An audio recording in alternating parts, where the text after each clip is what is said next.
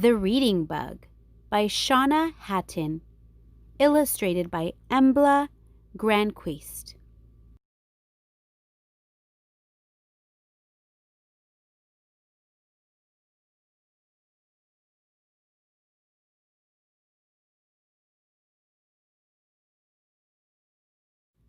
There's something magical waiting to meet you.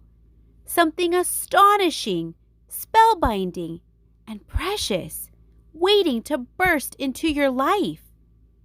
I wonder, have you caught the reading bug?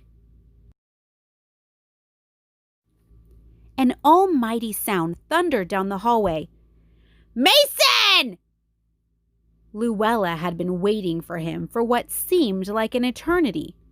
Little did she know, something was also waiting for her. Just as I suspected, said Luella. Mason was reading. He is always reading. Mason reads while he eats breakfast, as he walks around the house, and sometimes even while having a bath. Luella is the complete opposite. She detests reading and always has an excuse ready. I don't like that story. I am far too busy. That book is so dull. And her favorite excuse of all time? Reading isn't fun. Luella leaned over and poked Mason. You said you'd play with me after breakfast. Can you wait a minute? I'm up to the exciting part in the story. Luella huffed. That book isn't exciting, it's boring. Actually, all books are boring. You're wrong, said Mason, and with that he got up and headed straight for the bookshelf. You know, Luella, you just haven't found the right book. Mason rifled through the bookshelf until he found several stories he knew Luella would love. Let's make a deal. I'll play with you if you just listen to one story. Fine, sighed Luella. Ready? Mason asked as he opened the first book. Luella rolled her eyes. Mason couldn't even finish the first sentence before she interrupted him. Ugh, boring. Wait, can't you see it? Luella looked at him strangely. See what? The book? Of course I can see the book. Mason shook his head.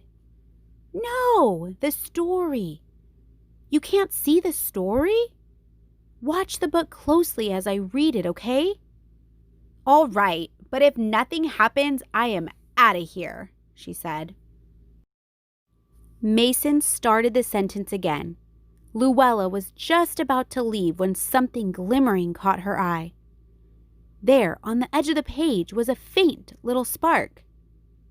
It can't be, she said to herself. The spark flashed again as Mason read the next sentence. The more he read, the more this tiny little spark grew. It grew, and it grew, and it grew, until the tiny spark had filled the entire room. It exploded, showering Mason's bedroom in a cloud of glittering dust. Luella couldn't believe her eyes. Don't stop reading, she yelled. Mason chuckled to himself as he turned the page. Once the story had ended, Luella begged to hear another one. Mason and Luella spent the rest of the morning escaping into story after story after story. Together they sailed the 7 seas and explored hidden caves. They went on an African safari and even got to walk on the moon.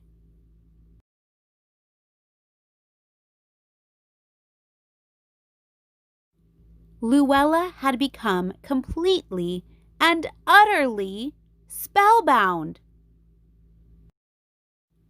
Mason, Luella, it's time for lunch. Come on, Luella, it's lunchtime.